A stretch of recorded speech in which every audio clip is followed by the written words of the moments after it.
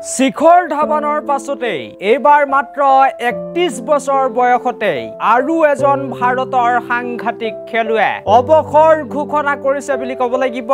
হয়, আপোনালোকে ঠিকেই শুনি আছে। মাত্ৰ ৩১ বছৰ বয়সতেই নিজৰ আন্তঃৰাষ্ট্ৰীয় কেৰিয়াৰ সামৰিছে বুলি ক'ব লাগিব। আৰু ২০২৪ বৰ্ষত যদিও আমাৰ ভাৰতীয় ক্ৰিকেট দলে টি-20 বিশ্বকাপ জিকিলে, কিন্তু গোটেই মাহ কেইটাতে বা প্ৰত্যেকটো মাহতেই ইজনৰ পাছত সিজনকৈ খেলুৱে অৱসৰ লৈছে, এইটো কথা কিন্তু ক'ব লাগিব। আৰু এতিয়ালৈকে প্ৰায় এই ২০২৪ বৰ্ষটোত যিমান কেইটা মাহ গৈছে, প্ৰায় ৮জন খেলুৱে অৱসৰ লৈছে বা ৰিটায়াৰমেণ্ট ঘোষণা কৰিছে বুলি ক'ব লাগিব আন্তঃৰাষ্ট্ৰীয় ক্ৰিকেটৰ লগতে ডমেষ্টিক ক্ৰিকেটৰ পৰাও। গতিকে সঁচাকৈ এইটো এটা দুখ খবৰ বুলি ক'ব লাগিব যে ইমান কম বয়সতে, মাত্ৰ ৩১ বছৰ বয়সতে আৰু এজন ভাৰতৰ ভাল বলাৰে অৱসৰ ঘোষণা কৰিছে বুলি ক'ব লাগিব। এজন ভাল খেলুৱে অৱসৰ ঘোষণা কৰিছে বুলি ক'ব লাগিব। গতিকে সেই খেলুৱৈজন কোন হয়, কোনে ৰিটায়াৰমেণ্ট ঘোষণা কৰিছে, সেই বিষয়ে যদি আপোনালোকে সবিশেষ জানিব বিচাৰিছে, তেনেহ'লে ভিডিঅ'টো একেবাৰে প্ৰথমৰ পৰা শেষলৈকে চাই থাকিব পাৰে। কিন্তু তাৰ আগতে ভিডিঅ'টো আপোনালোকে মাত্ৰ এটা লাইক কৰিব,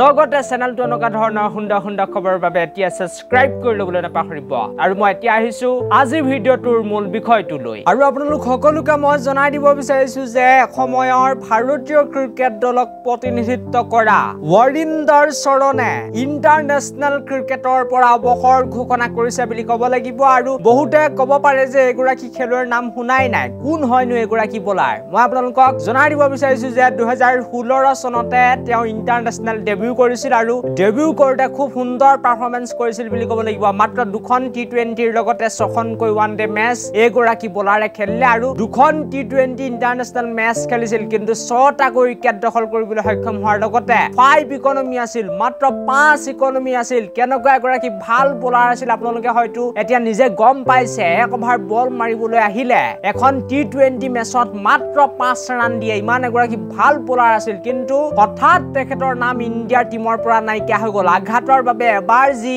ভাৰতীয় ক্ৰিকেট দলৰ পৰা বাহিৰ হ'ল, তাৰ পাছত কিন্তু তেখেত পুনৰ উভতি আহিব নোৱাৰিলে আৰু অৱশেষত যেন তেখেতে হাৰ মানিছে আৰু নিজৰ কেৰিয়াৰ সামৰিছে বুলি ক'ব লাগিব। একেবাৰে মাত্ৰ কম বয়সতে ৩১ বছৰ বয়সতে নিজৰ সমাপ্তি কৰিছে বুলি ক'ব লাগিব ইণ্টাৰনেশ্যনেল কেৰিয়াৰ। আৰু তেখেতে বেছি ইণ্টাৰনেশ্যনেল মেচ খেলি নাপালে বা ভাৰতীয় ক্ৰিকেট দলক প্ৰতিনিধিত্ব কৰি নাপালে, কিন্তু যিকেইখন মেচ খেলিছিলে, ওৱান ডেও খেলিছিলে, তাতো 5 ইকনমি আছিল, বলিং ভাল কৰিছিল, প্ৰায় 6খন মেচত 7টাকৈ উইকেট দখল কৰিছিল, কিন্তু টি-20টো বহুত বেছি টপ ক্লাছ বলিং কৰিছিল। সেইগৰাকী বলাৰ এবাৰ যেতিয়া ইঞ্জুৰিৰ পৰা বাহিৰ হৈ গ'ল, টিমৰ পৰা বা ভাৰতীয় দলৰ পৰা বাহিৰ হৈ গ'ল, তাৰ পাছত কিন্তু আজিলৈকে উভতি আহিব নোৱাৰিলে আৰু অৱশেষত তেখেতে অৱসৰ ঘোষণা কৰিছে বুলি ক'ব লাগিব। আৰু শিখৰ ধাৱন আপোনালোকে জানেই, তেখেতেও ৰিটায়াৰমেণ্ট ঘোষণা কৰিছে। আৰু শিখৰ ধাৱনৰ পিছতে ৱৰিন্দৰ চৰণে অৱসৰ ঘোষণা কৰিছে ঘৰুৱা ক্ৰিকেট আৰু আন্তঃৰাষ্ট্ৰীয় ক্ৰিকেটৰ পৰা। এইটোৱে আছিল আজিৰ ভিডিঅ'টো। সকলোৱে ভিডিঅ'টো চাই ভাল পালে বুলি মই আশা কৰিলো। Thank U